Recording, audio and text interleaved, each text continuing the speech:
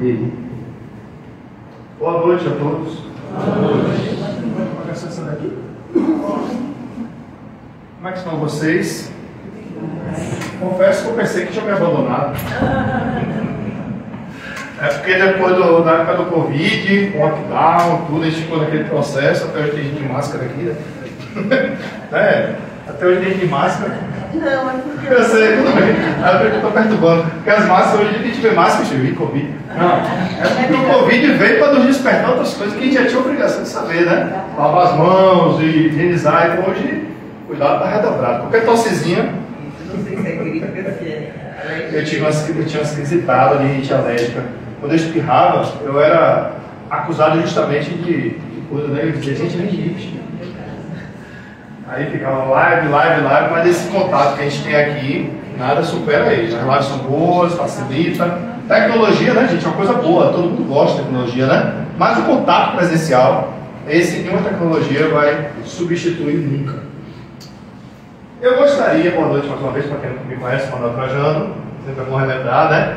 Há um tempinho atrás aí, pergunta clássica de centro espírita, de onde esse rapaz é? Aí, qual é o seu centro? De onde você é, né? Minha formação básica foi na Fraternidade Espírita Irmã Sheila, mas eu não vou denunciar a minha idade, mas eu acompanhei muito o professor Veloso aqui, Solange Maia, Jacó, né? Toda aquela galera das antigas, se eu falar isso, eu vou me denunciar, dizer que eu estou chamando, né?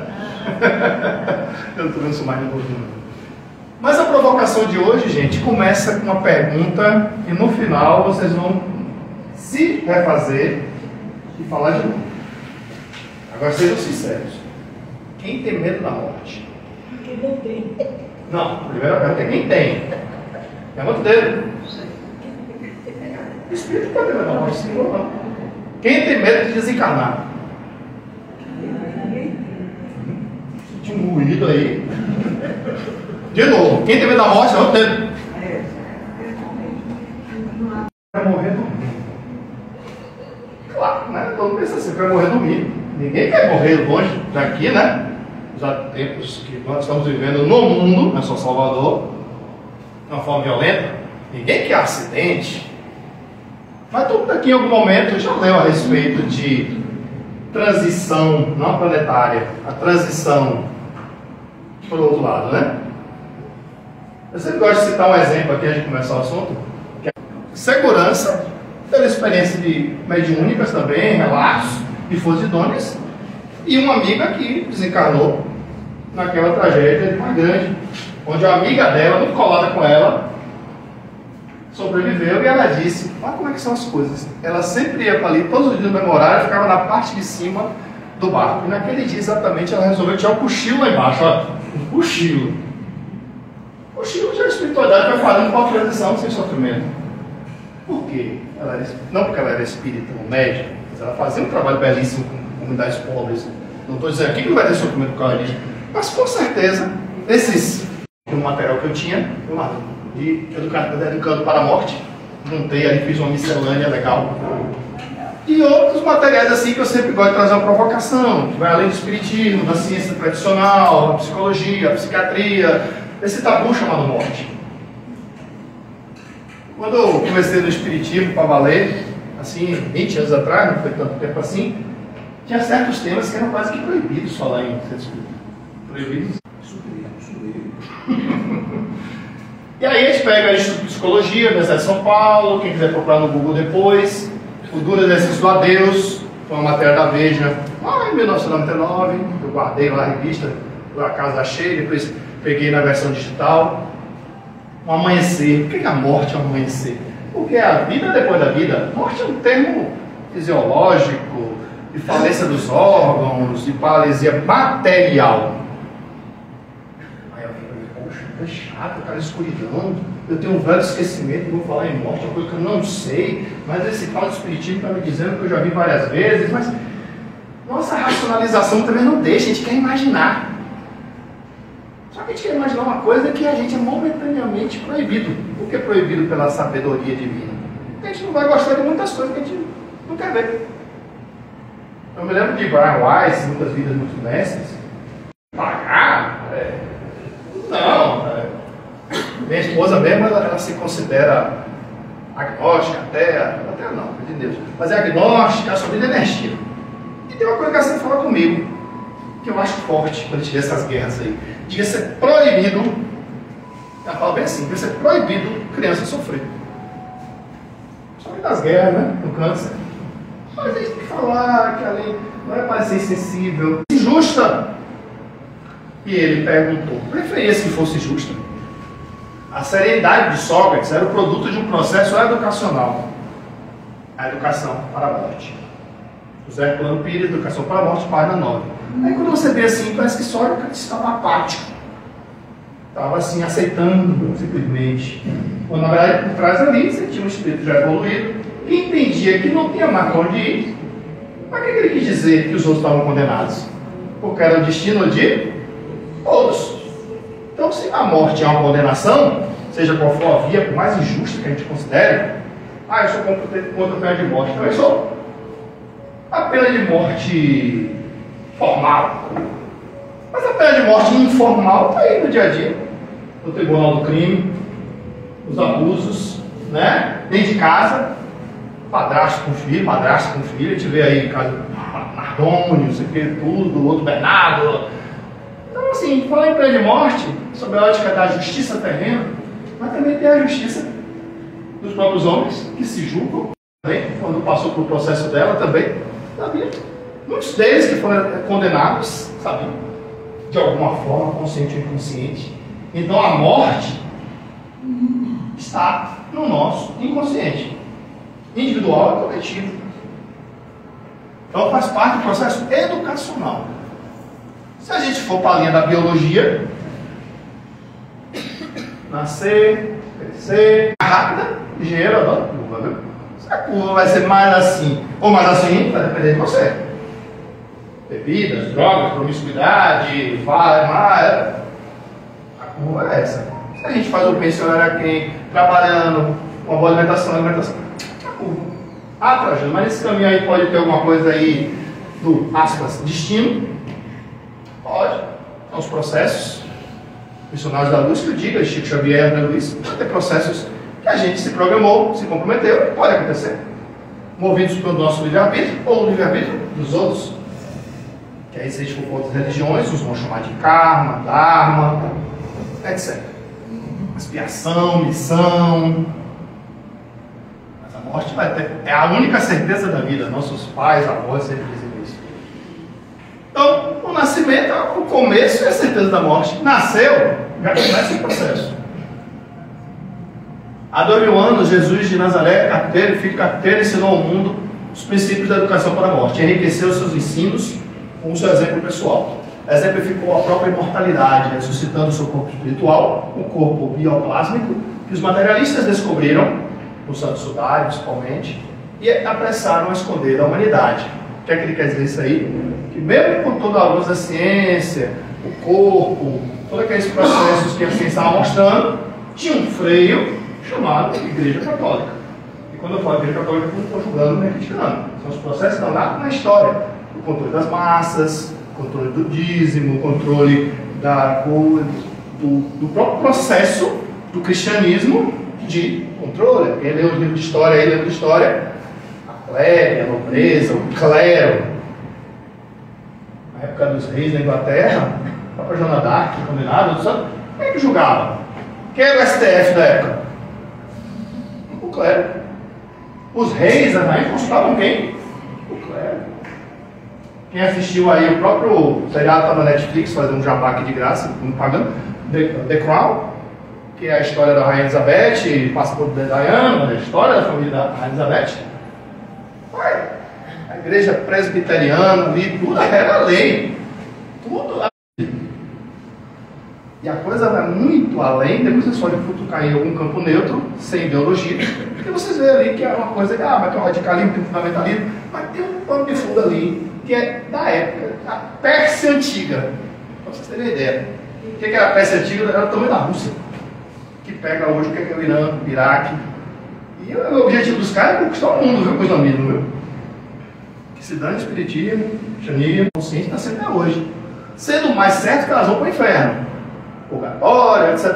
ou eles ensinam que aquilo que pertence à própria natureza é o pecado mortal à alma. Nos ensinaram assim. Assim, quando se tornam grandes, se tiverem um pouco de raciocínio, não podem admitir isso, e se tornam ateus ou materialistas. É dessa maneira que são levados a crer que não existe além da vida presente. A gente acha que aqui do pó viemos, do pó retornaremos. Quanto aos que persistiram na crença da infância, temem o fogo eterno, que deve queimá-los sem os destruir. A morte não inspira nenhum temor ao justo, porque a fé lhe dá a certeza do futuro. A esperança lhe acena com uma vida melhor que a caridade, cuja lei praticou. Lhe dá a segurança de que não encontrará no mundo que vai entrar, senão nenhum ser cujo olhar ele vai temer. Ele remete ao olhar outro item, 730, e o comentário de Kardec. O homem carnal mais ligado à vida corpórea do que à vida espiritual tem na terra suas penas e seus prazeres materiais. A gente faz parte do dia a dia. Sua felicidade está na satisfação fugidia de todos os seus desejos. Sua alma, constantemente preocupada e afetada pelas vicissitudes da vida, permanece numa ansiedade e numa tortura perpétuas, aquelas angústias, conflitos que a gente tem. A morte nos amedronta, porque ela é dúvida do futuro, porque acredita deixar à terra todas as suas afeições e todas as suas esperanças. Acabou. O homem moral, que se elevou acima das necessidades artificiais, criadas pelas paixões, tem neste mundo prazeres desconhecidos do próprio material. A moderação dos seus desejos dá ao seu espírito calma e serenidade. Feliz com o bem que fez, não há ele decepções e contrariedades deslizam por sua alma sem lhe deixarem marcas dolorosas. Desculpa o texto grande do retorno. E a gente precisa inconscientemente se desapegar dessas coisas assim de castigo, punição. Às vezes eu estava estudando esses dias com um grupo virtual que eu tenho, a gente vai estar sempre debatendo dos espíritos e tudo. E a gente tem que ter cuidado às vezes com a tradução. Para quem não sabe, as obras de Kardec vieram do francês. E a vez do francês traduziu para o inglês, do inglês para o português. No meio do caminho, uma pessoa agora tem que aceitar que é passível de corrigir a tempo. E essa paciência, essa tolerância existe no mundo espiritual. Basta querer mudar e não ficar se culpando o tempo todo.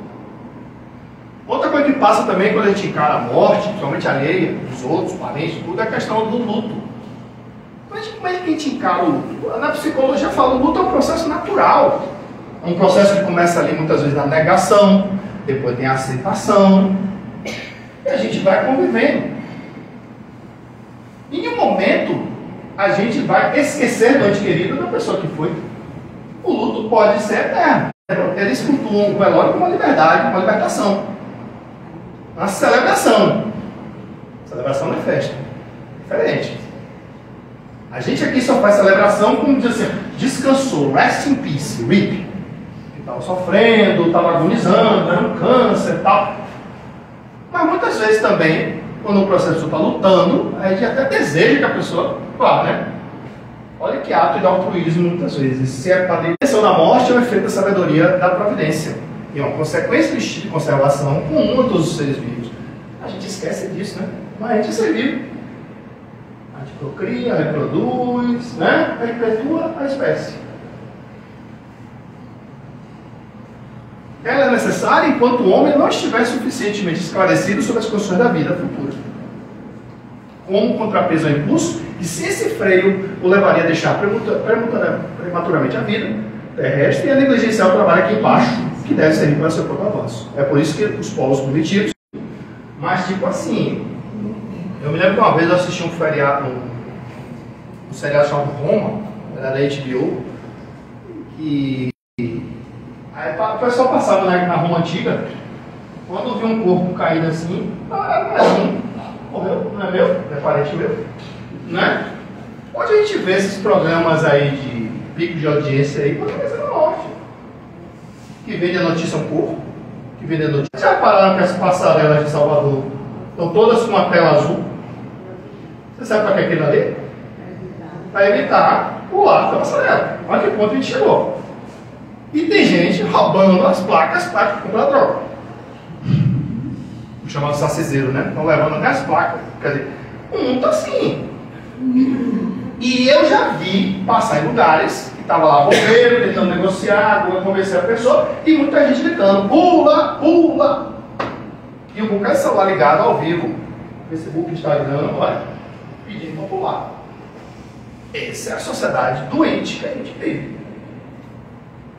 Né? Muita gente, até nos comentários, às vezes você aqui para olhar comentário, vê assim, fulano, por que em vez de ajudar você fica filmando? Porque você está lá para negociar. Então assim, virou espetáculo. Parece que a gente está na época dos gladiadores, né? De Roma, aquele filme gladiador. A gente vê um espetáculo bizarro da banalidade da morte. Aqui também um recado para os jovens, né? A gente sabe que jovem, adolescente, eu estou lá agora com um pré-adolescente, né? Que eu não posso chamar mais de criança, pai, eu sou adolescente, 12 anos. Mas a gente vê que tem a questão do crescimento, os hormônios, e jovem é na assistiu disso, não foi? A cada continuação, esse cara vindo do quebra, vai ser martejado aquele cara e alguém rejuntou os pedaços e vive de novo para matar o jovem. Pânico é aquela foto do pânico ali, não coisa assim, não. Então a gente tá assim, ó, tem um meme, a palavra da ordem é meme, né? O pessoal fala assim, eu gosto assim, é mostradinho. Eu que sou da área de segurança do trabalho, às vezes tem alguém ali, vou pegar naquele fio ali sem, né? Porque a pessoa acha o quê? Que nada vai atingir ela. Né? Vamos lá. Isso aí é a gente amanhã. Volto já. Deus é mais. Foi uma das melhores capas que eu já vi na imprensa nacional. Porque eu sou espírita e achei legal. Porque no pezinho ali uma etiqueta que é o distintor do mundo IML, sei lá, tudo, ó, volto já. Humor espírita. Às vezes não é tão já assim não, viu? Mas, volto já, quer dizer, eu vou reencarnar. E foi uma capa de uma revista que até então abordava muitos temas de uma forma científica. E ela mostrava ali que a ciência já estava, sabia disso. Né? O próprio livro também, Sexo Obsessão, da trilogia Tormentos e Painéis de Obsessão, a última Sexo Obsessão, de Manuel Filomeno de Miranda com o Nivaldo Franco, ele aborda a história de um padre que ele é o tempo todo tentado, digamos assim, a ser pedófilo. Só que ele se segura, sua frio, dorme de noite, porque os amiguinhos ficam olhando para o pé dele. Ó, você é do nosso. Ah, pega aquela. Daí vem o termo sadismo. Esses caras têm interesse em reencarnar? Nem um pouco. Eles fazem a festa e só vêm no carnaval. Dos carnavais. A outra até passou mal ali na massa. Né? Então é nesse nível de coisa que a gente convive. Nesse ambiente que nos cerca aqui. Aqui também é uma reflexão, a preocupação com a morte está ligada à insuficiência de noções sobre a vida futura. Aí entra naquele quesito fé. Ah, homem de pouca fé. Ou mulher de pouca fé. A fé é uma história que a gente constrói ao longo de nossas vidas. Mas a gente tem inspirações, intuições para seguir um caminho que vai muito além de simplesmente ser nossos objetivos materiais. Existe algo maior. Qual é a sua missão aqui na Terra? O que eu tenho que fazer? O que eu vou chegar do outro lado quando eu voltar? O que você fez? Você se comprometeu isso, isso e isso. E aí, você fez o quê? Ah, eu não sabia de nada, não sabia. Então, aqui também só uma curiosidade em relação ao trato com a morte, depende da época que cada um trabalha, né? Já foi feita uma pesquisa, né? Crianças mutiladas. E às vezes ele se sente impotente de fazer algo que ele não consegue ir além. Então, esses pessoal são verdadeiros guerreiros que muitas vezes não conseguem lidar com isso. E aí foi uma reportagem feita por paramédicos, médicos, enfermeiras. Eles têm muita técnica, são bravos. Dentro desse processo de morte também, a atenção especial a gente dá nessa relação de obsessão com a morte. Né? Porque, como eu falei aqui no início, às vezes lidar com a perda, às vezes a gente acaba prendendo o outro espírito, quando na verdade nem encontrou o caminho dele, mas a gente segura. Né? E a gente tem que ser o suficiente, não egoísta, para dizer, vai em paz. A gente fala que vai em paz. Tem que ser vai em paz mesmo. Não é só na terra, é no plano espiritual também. Porque nossa caminhada continua. A dele não cessou, apenas mudou de plano.